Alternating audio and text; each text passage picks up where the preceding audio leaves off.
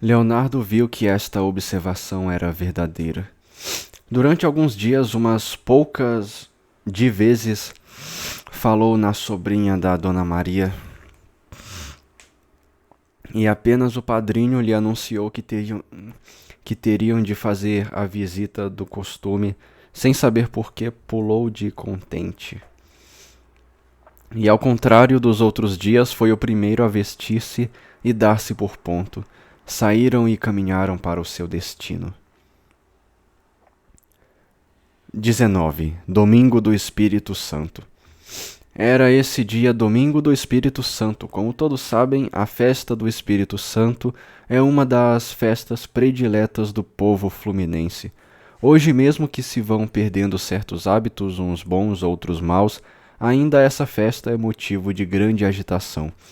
Longe, porém, está o que agora se passa daquilo que se passava nos tempos a que temos feito remontar os leitores.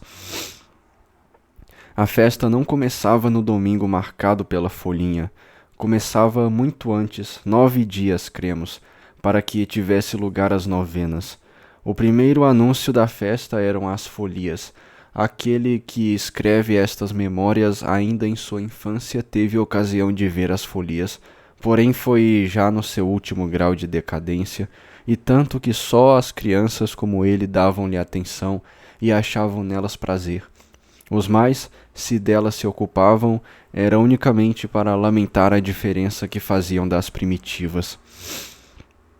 O que dantes se passava, bem encarado, não estava muito longe de merecer censura, porém era costume, e ninguém vá lá dizer a alguma velha desse tempo que aquilo devia ser por força muito feio, porque leva uma risada na cara e houve uma tremenda filípica contra as nossas festas de hoje. Entretanto, digamos sempre o que eram as folias desse tempo, apesar de que os leitores o saberão pouco mais ou menos. Durante os 9 dias que precediam o Espírito Santo, ou mesmo não sabemos se antes disso, saía pelas ruas da cidade um rancho de meninos, todos de 9 a 11 anos, caprichosamente vestidos à pastora. Sapatos de cor de rosa, meias brancas, calção da cor do sapato, faixas à cintura, camisa branca de longos e caídos colarinhos, chapéu de palha de abas largas ou forrados de seda, tudo isto enfeitado com grinaldas de flores e com uma quantidade prodigiosa de laços de fita encarnada. Cada um destes meninos levava um instrumento pastoril em que tocavam pandeiro, machete e tamboril. Caminhavam formando um quadrado no meio do qual ia o chamado Imperador do Divino, acompanhados por uma música de barbeiros e precedidos e cercados por uma chusma de irmãos de roupa levando bandeiras encarnadas e outros emblemas, os quais tiravam esmolas enquanto eles cantavam e tocavam. O imperador, como dissemos, ia no meio. Ordinariamente era um menino mais pequeno que os outros, vestido de casaca de veludo verde, calção de igual fazenda e cor, meias de seda, sapatos afivelados, chapéu de pasta e um enorme e rutilante emblema do Espírito Santo ao peito.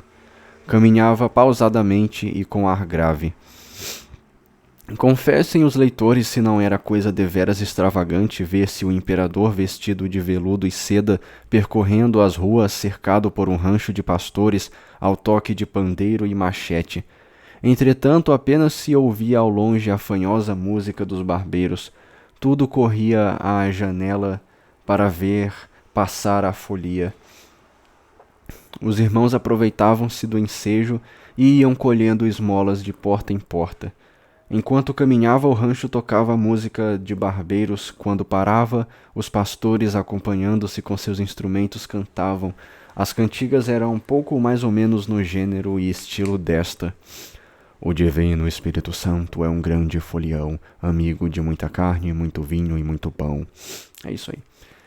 Eis aí o que era a folia. Eis aí o que o compadre e o afilhado encontraram no caminho. A este episódio da folia seguiam-se outros de que vamos em breve dar conta aos leitores. Por agora, porém, voltemos aos nossos visitantes. Chegaram eles à casa de Dona Maria e acharam ainda todos à janela porque acabava de passar a folia. Dona Maria recebeu-os com a sua acostumada amabilidade. Leonardo, ao entrar, lançou logo os olhos para a sobrinha de Dona Maria, porém, sem saber por quê, não teve desta vez mais vontade de rir-se. Entretanto, a menina continuava a ser feia e esquisita. Nesse dia estava ainda pior do que nos outros. Dona Maria tinha tido pretensões de asseá-la, vestira-lhe um vestido branco muito curto, pusera-lhe um lenço de seda encarnado ao pescoço e penteara-a de bugres. Por isso, agora que tendo ela tirado a acostumada viseira de cabelos, lhe podemos ver o rosto, digamos, em abandono da verdade que se estava nesse dia mais esquisita quanto ao todo, podia-se-lhe notar que não era tão feia de cara como a princípio pareceu. O caso foi que o Leonardo começou a olhar para ela sem mais vontade de rir-se. Olhou uma, duas, três, quatro, muitas vezes, enfim, sem que nunca satisfazesse ao que ele interiormente chamava curiosidade de apreciar aquela figura. A menina, por sua parte, continuava no seu inalterável silêncio e concentração de olhos baixos e queixo no peito. Entretanto, quem tivesse hábito de observador fino poderia ter visto algum levantar de pálpebras rápido e algum olhar fugaz dirigido para o lado do Leonardo. Dona Maria e o compadre conversaram segundo seu costume. Na ocasião da saída, Dona Maria, dirigindo-se ao compadre, disse-lhe: Olha, escute, nós hoje vamos ao campo ver o fogo, bem podíamos ir todos juntos, que diz? Sim, podíamos, respondeu o compadre. Eu tinha de ir só com meu rapaz, mas uma vez que me oferece, iremos todos juntos. E leva a senhora sua menina, não é? Ah, levo, coitada. Ela nunca viu o fogo, no tempo do pai nunca saía. Sem pensar, o Leonardo estremeceu de contente. Pareceu-lhe que, desse modo, teria mais ocasião de satisfazer a sua curiosidade. A menina nem se mexeu, pareceu-lhe aquilo absolutamente indiferente. Pois então, estamos ajustados, acrescentou o compadre, e à noite cá as viremos buscar. E saíram. 20. Fogo no campo. À hora determinada vieram os dois, padrinho e afilhado, buscar Dona Maria e sua família, segundo haviam tratado. Era pouco depois de Ave Maria e já se encontrava pelas ruas grande multidão de famílias, de ranchos, de pessoas que se dirigiam uns para o campo e outros para a Lapa, onde, como é sabido, também se festejava o divino. Leonardo caminhava parecendo completamente alheio ao que se passava em roda dele. Tropeçava e abauroava nos que encontrava. Uma ideia única roía-lhe o miolo. Se lhe perguntassem que ideia era essa, talvez mesmo não soubesse dizer. Chegaram, enfim, mais depressa do que supusera o barbeiro, porque o Leonardo parecia naquela noite ter asas nos pés. Tão rapidamente caminhara e obrigara o padrinho a caminhar com ele. Dona Maria estava já pronta e os esperava com algumas outras pessoas com quem também tratara ir de companhia, e em um momento puseram-se a caminho. Formavam todos um grande rancho acompanhado por não pequeno número de negras e negrinhas escravas e crias de Dona Maria, que levavam cestos com comida e esteiras. Dona Maria deu o braço ao compadre e o mesmo fizeram as outras senhoras aos demais cavalheiros. Por gracejo, Dona Maria fez com que o Leonardo desse o braço à sua sobrinha. Ela aceitou a incumbência com gosto, mas não sem ficar alguma coisa atrapalhado e deu na pobre menina alguns encontrões, embaraçado por não saber se lhe daria à esquerda ou à direita. Finalmente acertou e deu-lhe à esquerda, ficando ele do lado da parede. Ofereceu-lhe o braço, porém Luizinha, tratemo-la desde já por seu nome, pareceu não entender o oferecimento ou não dar fé dele. Contentou-se, pois, o Leonardo em caminhar ao seu lado. Assim chegaram ao campo, que estava cheio de gente. Nesse tempo ainda não se usavam as barracas de bonecos, de sortes de raridades e de teatros como hoje. Usavam-se apenas algumas que serviam de casas de pasto. Depois de passarem por diante delas, Dona Maria e a sua gente se dirigiam para o império. Luizinha estava atônita no meio de todo aquele movimento diante daquele espetáculo que via pela primeira vez. Pois era verdade o que dissera Dona Maria. No seu tempo de pai, raras ou nenhumas vezes saía de casa. Assim, sem o saber, parava algumas vezes embasbacada a olhar para qualquer coisa, e o Leonardo vezes via-se forçado a puxar-lhe pelo braço para obrigá-la a prosseguir. Chegaram ao império que era, nesse tempo, quase defronte da igreja de Santana, no lugar agora ocupado por uma das extremidades do quartel de fuzileiros. Todos sabem o que é o império e por isso não descreveremos. Lá estava na sua cadeira o imperador que o leitor já viu passando pela rua no meio de seus foliões. Luizinha, vendo-o, pôs-se nas pontas dos pés, esticou o pescoço e encarou por muito tempo estática e absorta. O Leonardo, vendo isto, sentiu um não sei quê por dentro contra o menino que atraía a atenção de Luizinha, e passou-lhe pela mente o desejo louco de voltar atrás 6 ou 7 anos de sua existência e ser também imperador do divino. Nas escadas do império fazia-se leilão como ainda hoje, divertindo-se muito o povo ali apinhado com as graçolas pesadas do pregoeiro. Estiveram aí algum tempo entretidos os nossos conhecidos e foram depois procurar no meio do campo um lugar onde pudessem fazer alto para cear e ver o fogo. Acharam-no não sem alguma dificuldade, pois que muitas outras famílias se haviam adiantado e tomado as melhores posições. Grande parte do campo estava já coberta daqueles ranchos sentados em esteiras, ceando, conversando, cantando modinhas ao som de guitarra e viola. Fazia gosto passear por entre eles e ouvir aqui a anedota que contava um conviva de bom gosto, ali a modinha cantada naquele tom apaixonadamente poético que fez uma das nossas raras originalidades, apreciar aquele movimento e animação que geralmente reinavam. Era essa a parte, permitam-nos a expressão, verdadeiramente divertida do divertimento. Os nossos conhecidos sentaram-se com os outros em roda de suas esteiras e começaram a cear. Leonardo, apesar das emoções novas que experimentava desde certo tempo, e principalmente naquela noite, nem por isso perdeu o apetite e esqueceu-se por algum tempo de sua companheira para cuidar unicamente do seu prato. No melhor da ceia foram interrompidos pelo ronco de um foguete que subia. Era o fogo que começava. Luizinha estremeceu, ergueu a cabeça e pela primeira vez deixou ouvir sua voz exclamando extasiada ao ver cair as lágrimas inflamadas do foguete que aclaravam todo o campo. Olha, olha, olha, olha, olha.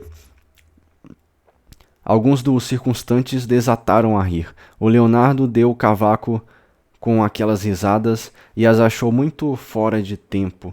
Felizmente, Luizinha estava por tal maneira extasiada que não deu atenção a coisa alguma, e enquanto duraram os foguetes não tirou os olhos do céu. Aos foguetes seguiram-se, como sabem os leitores, as rodas. Nessa ocasião, o êxtase da menina passou a frenesi. Aplaudia com entusiasmo, erguia o pescoço por cima das cabeças da multidão, tinha desejos de ter 2 ou 3 varas de comprido para ver tudo a seu gosto. Sem saber como, unia-se ao Leonardo, firmava-se com as mãos sobre os seus ombros para se poder sustentar mais tempo nas pontas dos pés. Falava-lhe e comunicava-lhe a sua admiração. O contentamento acabou por familiarizá-la completamente com ele. Quando se atacou à lua, a sua admiração foi tão grande que, querendo firmar-se nos ombros de Leonardo, deu-lhe quase um abraço pelas costas. O Leonardo estremeceu por dentro e pediu ao céu que a lua fosse eterna. Virando o rosto, viu sobre seus ombros aquela cabeça de menina iluminada pelo clarão pálido do misto que ardia, e ficou também por sua vez extasiado. Pareceu-lhe então o rosto mais lindo que jamais vira, e admirou-se profundamente de que tivesse podido alguma vez rir-se dela e achá-la feia. Acabado o fogo, tudo se pôs em andamento. Levantaram-se as esteiras, espalhou-se o povo. Dona Maria e sua gente puseram-se também em marcha para casa, guardando a mesma disposição com que tinham vindo. Desta vez, porém, Luizinha e Leonardo não é dizer que vieram de braço como este último tinha querido quando foram para o campo, foram mais adiante do que isso, vieram de mãos dadas muito familiar e ingenuamente. Este ingenuamente não sabemos se poderá com razão aplicar ao Leonardo. Conversaram por todo o caminho como se fossem dois conhecidos muito antigos, dois irmãos de infância, e tão distraídos iam que passaram a porta da casa sem parar e já estavam muito adiante quando os cios de Dona Maria os fizeram voltar. A despedida foi alegre para todos e tristíssima para os dois. Entretanto, como sempre que se despedia, o compadre prometeu voltar, e isso serviu de algum alívio, especialmente ao Leonardo, que tomara tudo o que se acabava de passar mais em grosso. 21. Contrariedades. Cremos, pelo que temos referido, que para nenhum dos leitores será ainda duvidoso que chegara ao Leonardo a hora de pagar o tributo de que ninguém escapa neste mundo, ainda que para alguns seja ele fácil e leve e para outros pesado e custoso. O rapaz amava. É escusado dizer a quem. Como é que a sobrinha de Dona Maria, que a princípio tanto desafiara a sua hilaridade por esquisita e feia, lhe viera depois a inspirar amor? É isso o segredo do coração do rapaz que nos não é dado penetrar. O fato é que ele amava, e isto nos basta. Convém lembrar que, se pela sorte de um pai se pode augurar a de um filho, o Leonardo, em matéria de amor, não prometia de certo grande fortuna. E com efeito, logo depois da noite do fogo no campo em que as coisas começavam a tomar vulto, principiou a roda a desandar-lhe em quase todos os sentidos. Luizinha, uma vez extinto o entusiasmo que, suscitado pelas emoções que experimentara na noite do fogo, a acordara da sua apatia, voltara de novo ao seu antigo estado. E como de tudo esquecida na primeira visita que o barbeiro e Leonardo fizeram a Dona Maria depois desses acontecimentos, nem para este último levantara os olhos, conservava-se de cabeça baixa e olhos no chão. Não vou ler hora nunca mais, tá? Para quem, como Leonardo, levara depois daquela feliz noite a construir esses castelos de extravagante arquitetura com que sonhamos nos dias felizes do primeiro amor, isso foi já uma contrariedade sem nome. Quando se viu assim tratado, quase desatou a chorar. Só o conteve o receio de não poder depois justificar o seu pranto com qualquer pretexto. A este primeiro movimento sucedeu-lhe um momento de calma, e depois cresceu-lhe por dentro uma chama de raiva, e esteve a ponto de chegar-se para a menina, desenterrar-lhe o queixo do peito e chamá-la 4 ou 5 vezes de estúrdia e feia.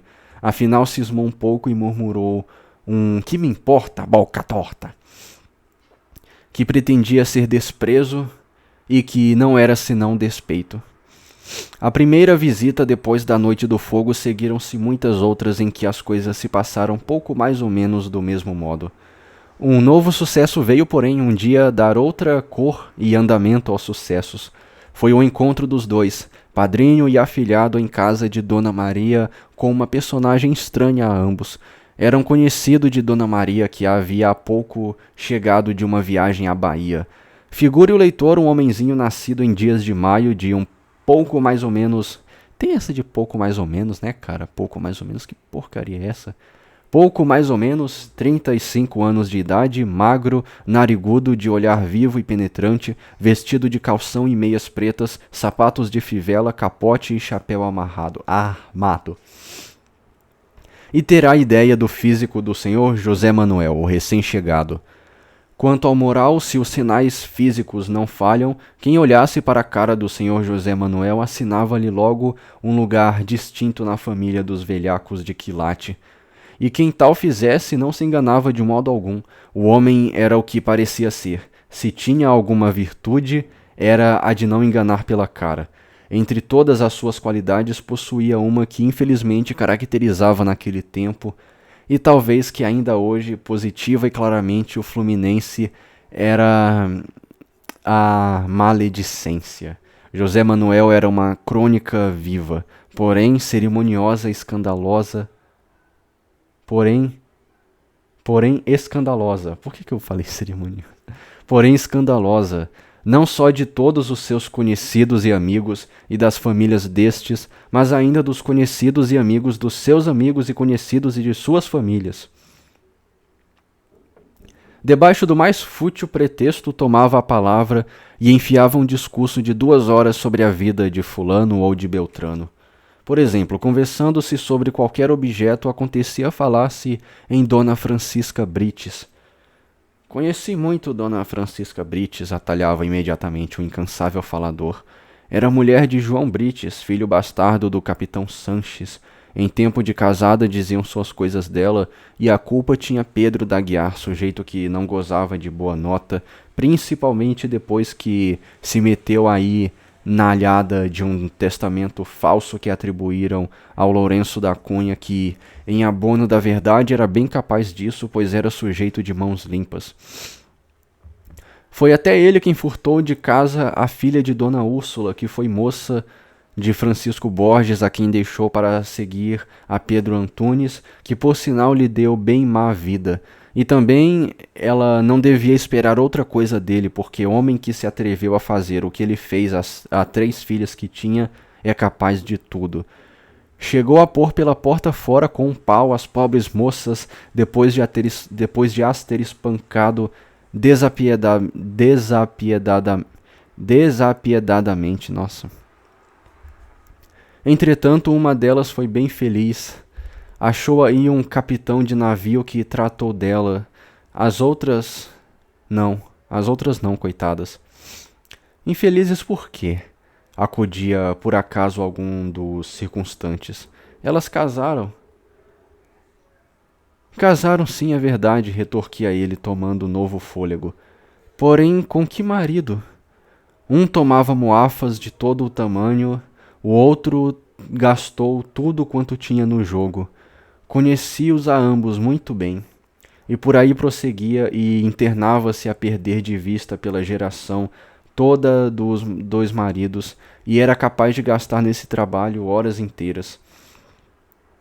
Desde o primeiro dia que o padrinho e o afilhado encontraram-se com José Manuel em casa de Dona Maria, nenhum dos 2 lhe ficou por certo querendo muito bem, e este não querer bem foi crescendo de dia em dia, especialmente pela parte do Leonardo. E o caso é que ele tinha razão, foi um instinto que o avisou de que ali havia um inimigo. Tão exagerados eram os afagos de José Manuel para com Dona Maria, e tanto repartia ele esses afagos com Luizinha, que bem claro se deixou ver que havia neles fim oculto. Afinal, o negócio aclarou-se.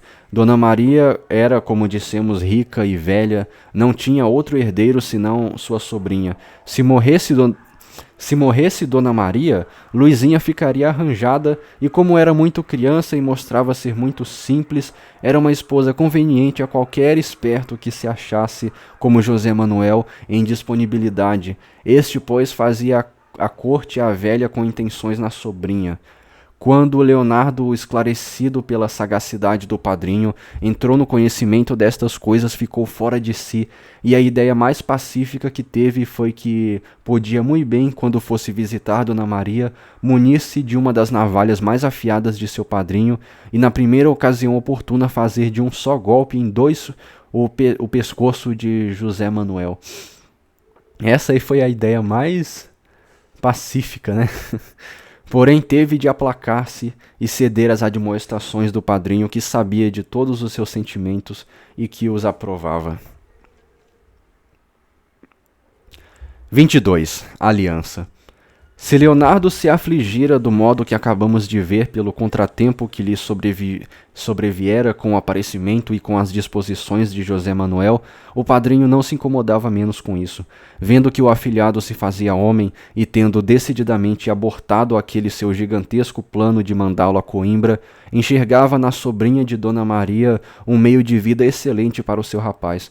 Verdade é que se lembrava de que Dona Maria podia, com muito justa razão, se as coisas continuassem do mesmo modo, quando chegasse o momento do desfecho das coisas, recusar sua sobrinha a um rapaz que não se ocupava em coisa alguma e que não tinha futuro. Por este motivo, muitas vezes instava com o afilhado para que ensaiasse na cara de algum freguês tolo entrar no ofício.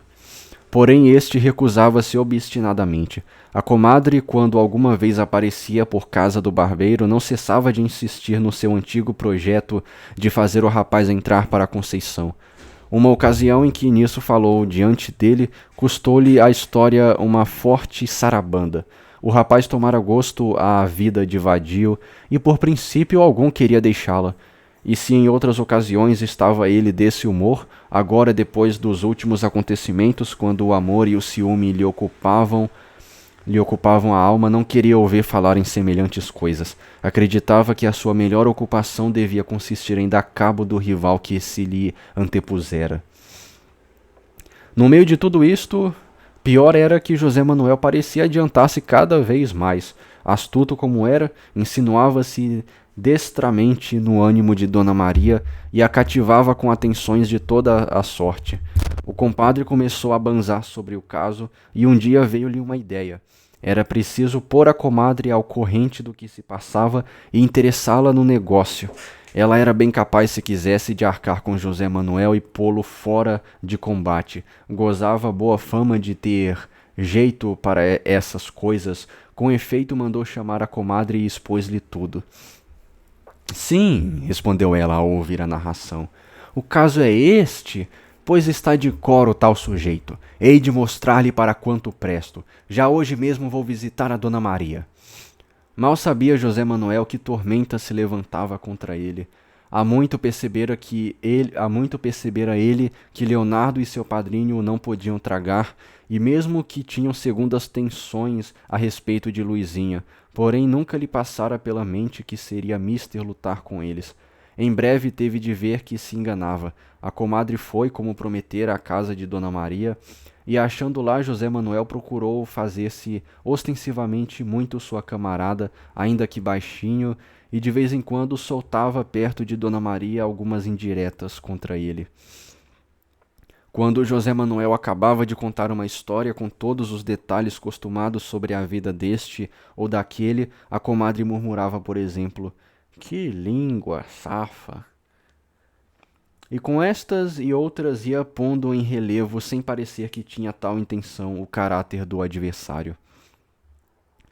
Além da qualidade maldizente, José Manuel mentia com um descaro como raras vezes se encontra. Dona Maria, amiga de novidades e além disso muito crédula, comungava perfeitamente quanta peta lhe queria ele embutir. Uma das suas histórias mais comuns era a que ele intitulava O Naufrágio dos Potes. Acontecera-lhe na sua última viagem à Bahia e ele a contava pelo modo seguinte.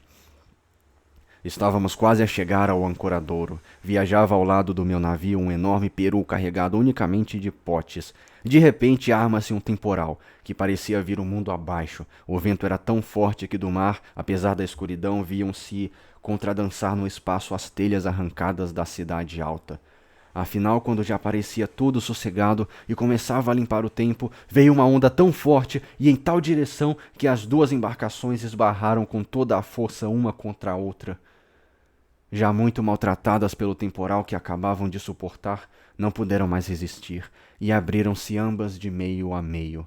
O navio vazou toda a sua carga e passageiros e o peru toda a sua carregação de potes. Ficou o mar coalhado deles, em tão grande quantidade os havia. Os marinheiros e outros passageiros trataram de agarrar-se às tábuas, caixões e outros objetos para se salvarem. Porém, o único que escapou fui eu.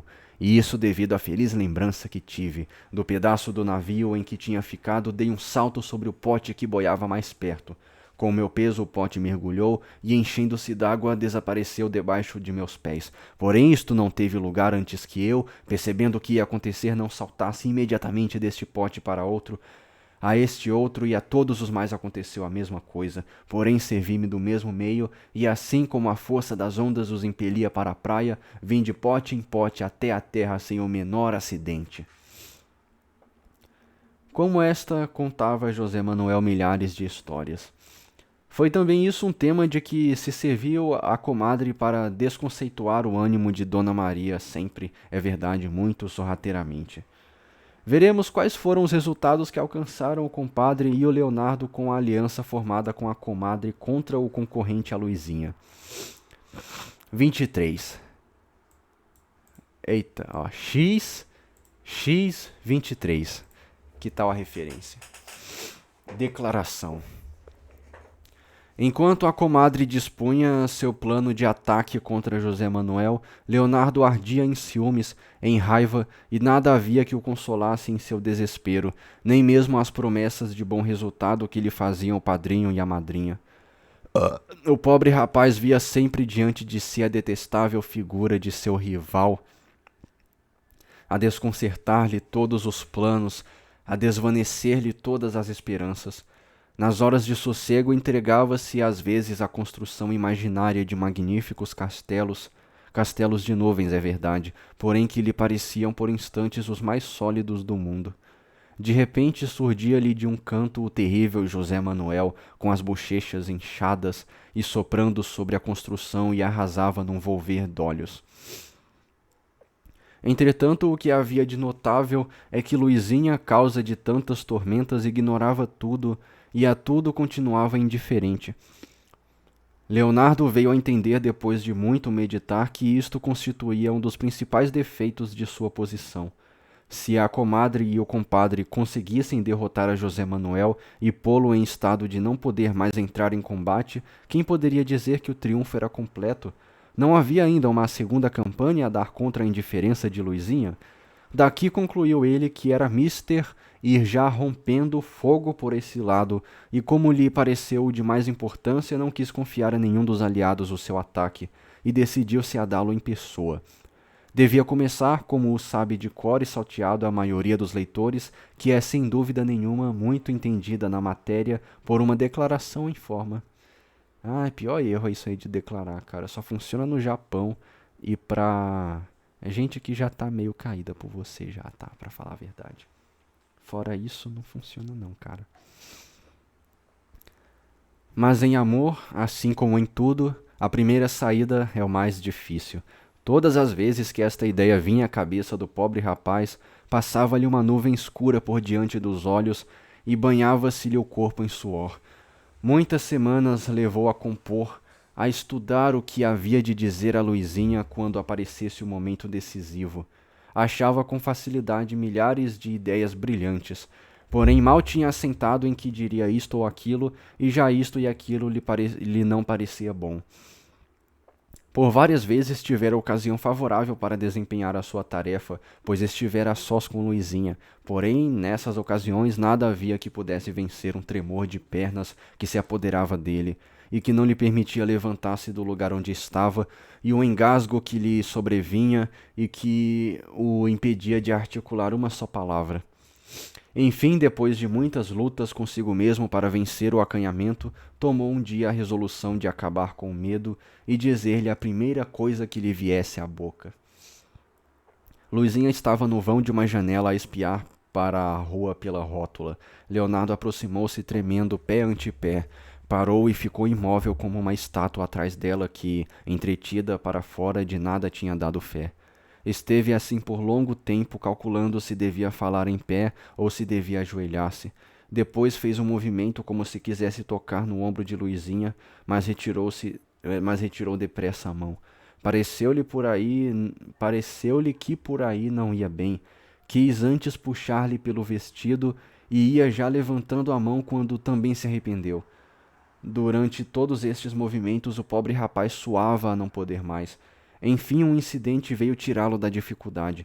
Ouvindo passos no corredor, entendeu que alguém se aproximava e, tomado de terror por se ver apanhado naquela posição, deu repentinamente 2 passos para trás e soltou um "ah" muito engasgado. Luizinha, voltando-se, deu com ele diante de si e, recuando, espremeu-se de costas contra a rótula. Veio-lhe também outro "ah", porém não lhe passou da garganta e conseguiu apenas fazer uma careta.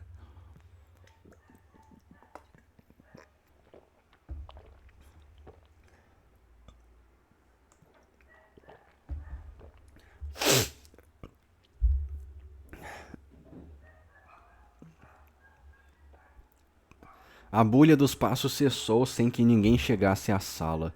Os dois levaram algum tempo naquela mesma posição, até que o Leonardo, por um supremo esforço, rompeu o silêncio e, com voz trêmula e em tom mais sem graça que se possa imaginar, perguntou desenxabidamente: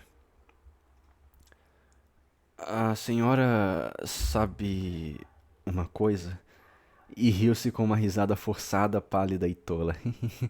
Luizinha não respondeu. Ele repetiu no mesmo tom: "Então, a senhora sabe ou não sabe?" E tornou a rir-se do mesmo modo. Luizinha conservou-se muda. "A senhora bem sabe. É porque não quer dizer. Nada de resposta. Se a senhora não ficasse zangada, eu dizia." Silêncio. "Está bom, eu digo sempre. Mas a senhora fica ou não fica zangada?" Luizinha fez um gesto de quem estava impacientada. "Pois então eu digo. A senhora não sabe. Eu. Eu lhe quero muito bem." Luizinha fez-se cor de uma cereja e, fazendo meia volta à direita, foi dando as costas ao Leonardo e caminhando pelo corredor. Era tempo, pois alguém se aproximava. Leonardo viu-a ir-se, um pouco estupefato. Estupefaça. Stupefy. Stupefy. Estupefaça. Pela resposta que ela lhe dera. Porém, não de todo descontente. Seu olhar de amante percebera que o que se acabava de passar não tinha sido totalmente desagradável a Luizinha. Quando ela desapareceu, soltou o rapaz um suspiro de desabafo e assentou-se, pois se achava tão fatigado como se tivesse acabado de lutar braço a braço com um gigante. 24. E lá ele. A comadre em exercício. Os leitores devem estar lembrados de que o nosso antigo conhecido, de quem por algum tempo nos temos esquecido, o Leonardo Pataca, apertara-se em laços amorosos com a filha da comadre, e que com ela vivia em santa e honesta paz. Pois este viver santo e honesto deu em tempo oportuno o seu resultado. Chiquinha, era este o nome da filha da comadre. Achou-se de esperanças e pronta a dar à luz. Já veem os leitores que a raça dos Leonardos não se há de extinguir com facilidade. Leonardo Pataca não perdia por modo algum aqueles hábitos de ternura com que sempre o conhecemos, e nas atuais circunstâncias, quando ele via às portas da vida um fruto do seu derradeiro amor, crescia-lhe n'alma aquela violenta chama do costume. O pobre homem ardia todo por dentro e por fora e desfazia-se em carinhos para com sua companheira. Chegou finalmente o dia de aparecer o desejado resultado. Ao amanhecer manifestaram os primeiros sintomas. Leonardo levantou logo uma poeira em casa. Andava de dentro para fora pretendendo fazer 1000 coisas e sem fazer coisa alguma, atrapalhado e tonto. Mandou chamar a comadre, que pronta acudiu ao chamado, e começaram-se a arranjar os preparativos. Talvez alguns leitores tenham ideia do mundo infinito de arranjos que naquele tempo se punha em giro em semelhantes ocasiões. A primeira coisa a que o Leonardo Pataca providenciou foi que se mandassem dar as 9 badaladas no sino grande da sé. Esta prática só costumava ter lugar quando a parturiente se achava em perigo. Porém, ele quis prevenir tudo a tempos e horas. Mandou-se depois pedir à vizinha, pois por um descuido imperdoável não havia em casa um ramo de palha benta. A comadre trouxe um par de bentinhos da senhora do Monte do Carmo, que tinham grande reputação de milagrosos, e lançou ao pescoço da Chiquinha. Pôs a palha benta ao lado da cabeceira. Na sala improvisou-se um oratório com uma toalha, um copo com arruda e uma imagem de Nossa Senhora da Conceição de louça, enfeitada com cordões de ouro. Enfeitada com cordões de ouro, ponto. Chiquinha, para nada esquecer das regras estabelecidas, amarrou à cabeça um lenço branco, meteu-se embaixo dos lençóis e começou a rezar ao santo de sua devoção. A comadre assentou-se aos pés da cama em uma banquinha e desunhava também em um grande rosário, observando entretanto a Chiquinha e interrompendo-se a cada instante para dar ordens ao Leonardo Pataca e responder ao que fora do quarto se dizia ponto N. Leonardo Pataca, depois de tudo arranjado, quando viu que a única coisa que restava era esperar a natureza, como dizia a comadre, pôs-se em menores, quero dizer, despiu os calções e o colete, ficou em ceroulas e chinelas, amarrou a cabeça, segundo o antigo costume, um lenço encarnado, e pôs-se a passear na sala de um lado para outro, com uma cara de fazer dó. Parecia que era ele e não Chiquinha quem se achava com dores de parto. De vez em quando parava à porta do quarto que se achava cerrada, lançava para dentro um olhar de curiosidade e medo e, abanando a cabeça, murmurava: Não sirvo para isto. Essas coisas não se dão com meu gênio. Estou a tremer como se fosse um negócio comigo. E realmente, a cada gemido forte. Lá ele! A cada gemido forte que partia do quarto, o homem estremecia e fazia-se de mil cores. Dentro do quarto, a comadre exortava a padecente. Pouco mais ou menos. De novo, esse pouco mais ou menos. Os caras gostam desse pouco mais ou menos, né? Nestes termos: Não vos façais de criança, menina, isso não é nada. É um pau por um olho. Não tarda aí um bendito, estais já livre. Essas coisas na minha mão andam depressa. Verdade seja que é o primeiro, isto causa seu medo, mas não é coisa que vale estares agora tão desanimada. É preciso também ajudar a natureza. Faze da tua parte que eu te ajudarei. São palavras de Jesus Cristo. A padecente estava, porém, a morrer de susto. Nem se moveu à exortação da comadre. Entretanto, o tempo ia passando e a pobre rapariga a sofrer. Já lhe tinha a comadre arranjado de um modo diverso os bentinhos no peito, já tinha inclinado mais sobre a cama a palma benta e ainda nada de novo. O Leonardo Pataca começava a impacientar-se. De vez em quando chegava à porta do quarto e perguntava com voz esmorecida: Então, compadre, respondia a comadre, já lhe disse que não é bom a quem está neste estado estar ouvindo voz de homem. Esteja calado e espere lá. Continuava o tempo a passar. A comadre saiu do quarto e veio acender uma nova vela benta a Nossa Senhora. E depois de uma breve oração voltou ao seu posto. Tirou então do bolso da saia uma fita azul comprida e passou-a em roda da cintura da Chiquinha. Era uma medida de Nossa Senhora do Parto. Depois disse com ar de triunfo: Agora vamos ver, porque isto já não vai do meu agrado. Mas a culpa também é sua, menina. Já lhe disse que é preciso ajudar a natureza. Passou-se ainda algum tempo. De repente a comadre gritou para fora: Ó, compadre, dê cá uma garrafa! O Leonardo Pataca obedeceu prontamente. Ouviu-se então dentro do quarto o som que produziria uma boca humana a soprar com toda a força dentro de alguma coisa. Era Chiquinha que, por ordem da comadre, soprava a morrer de cansaço dentro da garrafa que esta mandara vir. Com força, menina, com bem força, e Nossa Senhora não desampara os fiéis. Ânimo, ânimo. Isto mais que sucede uma vez por ano. Desde que nossa mãe Eva comeu aquela maldita fruta, ficamos nós sujeitas a isto. Eu multiplicarei os trabalhos de teu parto, são palavras de Jesus Cristo. Ai, cara, nem vou me dar o trabalho, cara. Já se vê que a comadre era forte em história sagrada. Sim, cara, ela é bem forte em história sagrada, né, mano? Porque, obviamente, antes da Eva, é óbvio que um parto, um negócio simples desse, como que ia machucar, cara? Óbvio que isso foi multiplicado de alguma forma, né? Que dor é essa, cara? Dói mais se você cortar seu dedinho com papel, ó. Muito mais do que a dor do parto. Nossa, é óbvio que tem que multiplicar a dor do parto. Nunca. Nunca que a dor do parto ia ser grande do jeito que ela é hoje, sem ser por algum milagre, né? Nossa senhora, cara. Esse muito sensato essa comadre aqui, viu? Desculpa, gente, desculpa. Às vezes é difícil. Ao Leonardo Pataca tremiam-lhe cá fora tanto as pernas que não pudera mais continuar no passeio e achava-se sentado a um canto com os dedos nos ouvidos. Soprai, menina, continuava dentro a comadre. Soprai com Nossa Senhora, soprai com São João Batista. Soprai com os apóstolos Pedro e Paulo, soprai com os anjos e serafins da corte celeste, com todos os santos do paraíso, soprai com o Padre, com o Filho e com o Espírito Santo. E ela lá. Houve finalmente um instante de silêncio, que foi interrompido pelo choro de uma criança. Oh, o milagre do nascimento. Lá vai o mau tempo, exclamou a comadre. Bem dizia eu que isto não era mais do que um pau por um olho.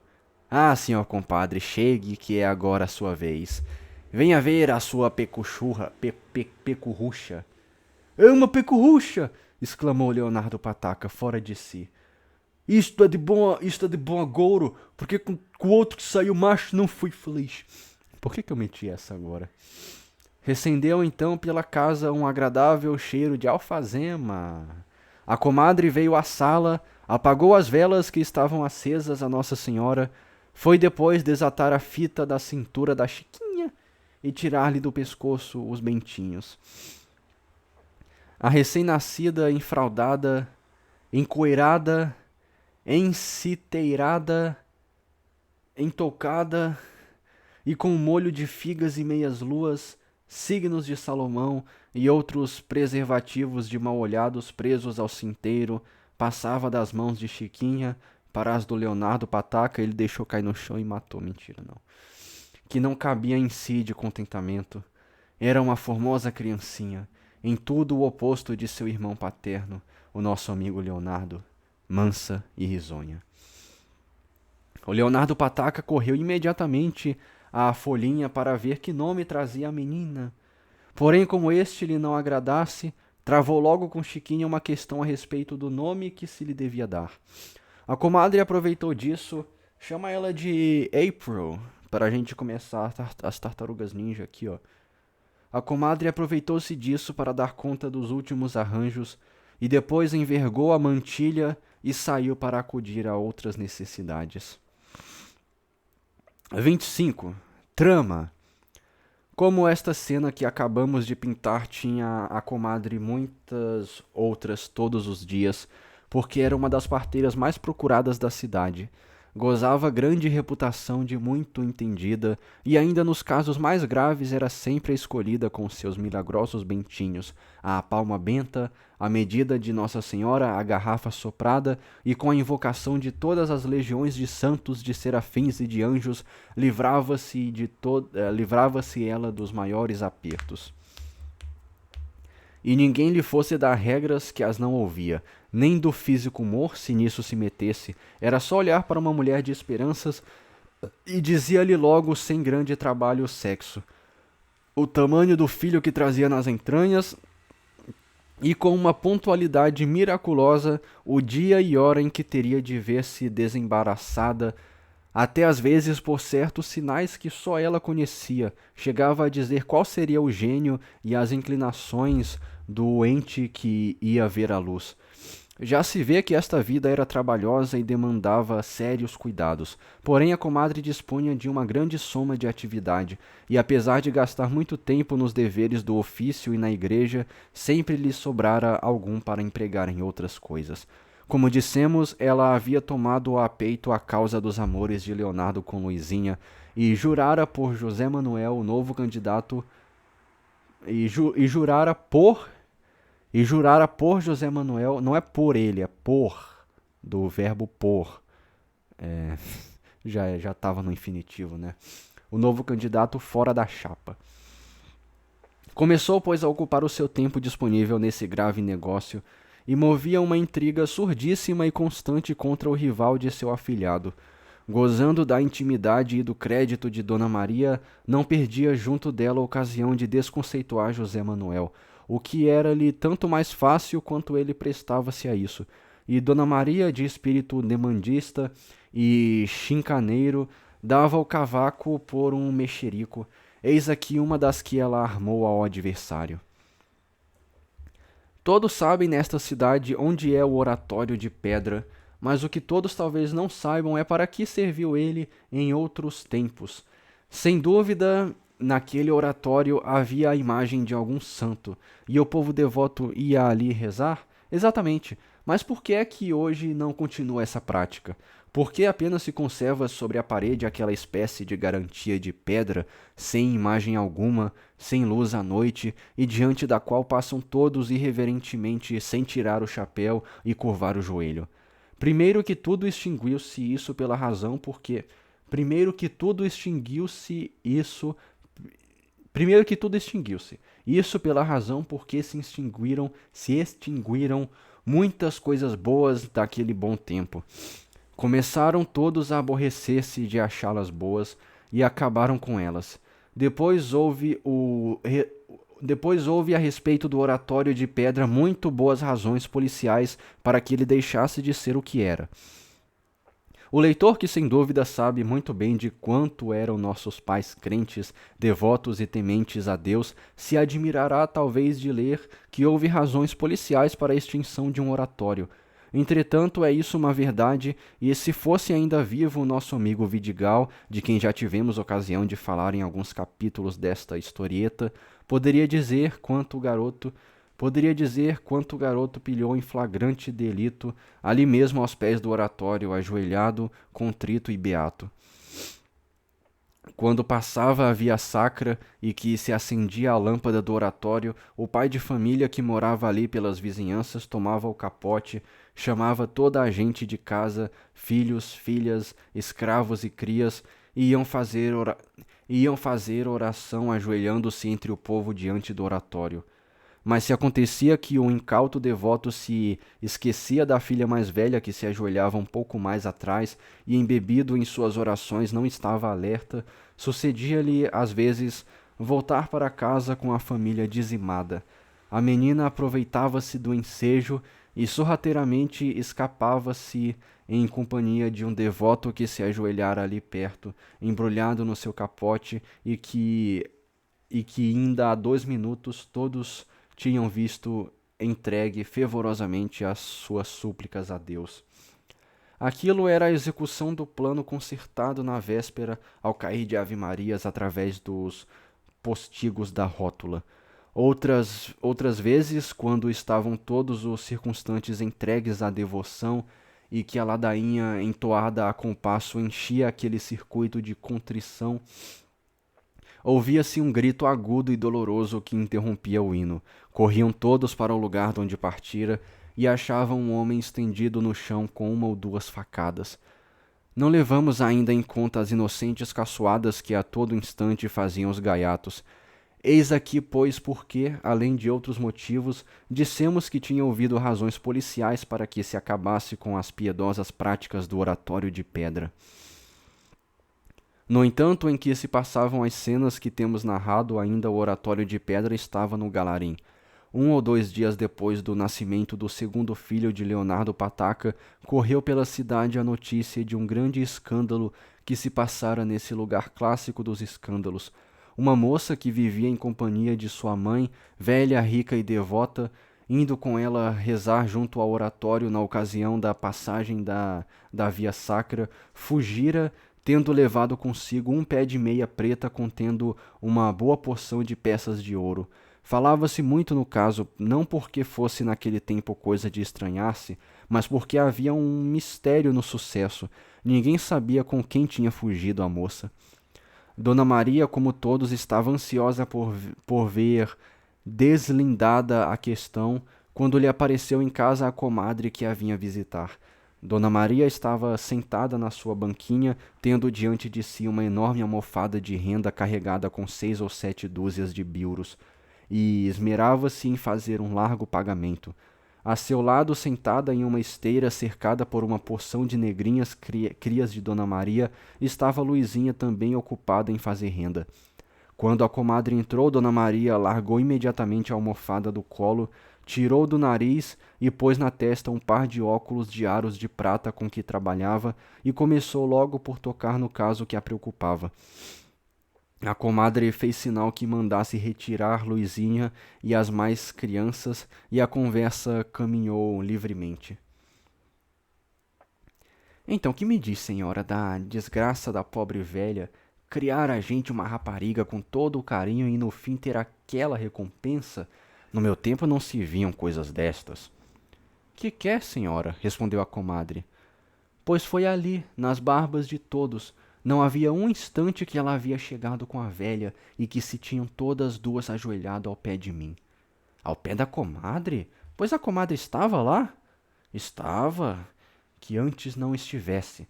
Mas o diabo, senhora, acrescentou Dona Maria, é ninguém saber quem foi o maldito que fugiu com ela. A comadre interrompeu, dando uma risadinha sardônica. Tenho perguntado a todos e ninguém sabe dizer-me. É porque todos estavam cegos. Como? Mas não o estava eu, por mal de meus pecados que antes estivesse. Pois viu e sabe com quem foi, disse Dona Maria, remexendo-se de prazer em cima da banquinha. A ideia de poder saber de uma novidade que todos ignoravam encheu-a de contentamento. Mas então quem foi? Vamos, quero saber quem foi o ladrão da moça e do dinheiro. Só lhe direi, respondeu a comadre depois de alguma hesitação, se me prometerdes guardar todo o segredo, que o caso é muito sério. Ela vai falar que foi o José Manuel, não vai? Não vai, mano? Pô. Ah, bem sabe que eu. É o mesmo que cair num poço. Apesar de estarem sós, a comadre inclinou-se ao ouvido de Dona Maria e disse-lhe o mais baixinho que pôde. Foi o nosso grande camarada, a boa peça do José Manuel. Sabia que ela ia contar isso. O que é que diz, comadre? Vi, respondeu esta, regalando com 2 dedos os olhos. Com estes que a terra há de comer, se eles estavam ao pé de mim. Dona Maria ficou por algum tempo muda de estupefação. 26. Derrota. Ah, e eu vejo muito essa palavra quando eu tô jogando LOL. Mentira que eu não jogo LOL, não. Não mais, né? Derrota. Um aliado foi eliminado. Aquelas últimas palavras da comadre produziram sobre Dona Maria o efeito de um raio. A velha remexeu-se na banquinha, tomada do maior desapontamento. Comadre, exclamou depois da primeira emoção, esta não lembra ao diabo? Por isso eu sigo a regra antiga de me não fiar em coisa que traz calções. Safa, que esta pôs-me sal na moleira. A comadre, vendo estas boas disposições, aproveitava-se delas para fazer melhor o seu papel e respondeu. Pois também o que se havia de esperar de um sujeito como aquele, um homem que não abre a boca, que não minta, que tem uma língua de Lúcifer, que contasse com aquilo era mesmo para se perder. É verdade, senhora. Nunca vi mentiroso nem maldizente maior. Nunca Dona Maria até então tinha encontrado em José Manuel as qualidades que agora descobria tanto em relevo. Se eu fosse parente da rapariga, havia de pôr uma demanda ao tal diabo que o havia de ensinar. Por isso é que ele me não aparecia por cá há tanto tempo, andava cuidando nos seus arranjos. Mal tinha Dona Maria acabado de pronunciar estas últimas palavras, quando se ouviu bater à porta e a voz de José Manuel pedir licença. Aí está ele! Segredo, não quero que saiba que fui eu, disse a comadre apressada. Respondeu Dona Maria. Eu cá para isso sou boa. José Manuel entrou. Dona Maria, que não costumava guardar o que sentia, recebeu friamente. A comadre, porém, fez-lhe um rasgado cumprimento. Seja bem aparecido, disse. Bons olhos o vejam. Tenho andado aí ocupado com alguns arranjos. Arranjos, disse Dona Maria, trocando com a comadre um olhar significativo. José Manuel, inocente em tudo, ficou pasmo sem entender o que queria dizer aquilo. Entretanto, segundo o costume, não perdeu a ocasião de armar uma peta. Sim, uns arranjos, acrescentou. Houve um negócio muito sério em que estive metido e que me ia dando bem que fazer. Sinto não lhe poder contar porque é segredo. A comadre fez um gesto como quem queria dizer aí vem uma peta. Dona Maria, porém, que estava preocupada pela conversa que há pouco tivera, entendeu que José Manuel se referia ao roubo da moça e, abanando a cabeça, disse por entre os dentes. Entendo.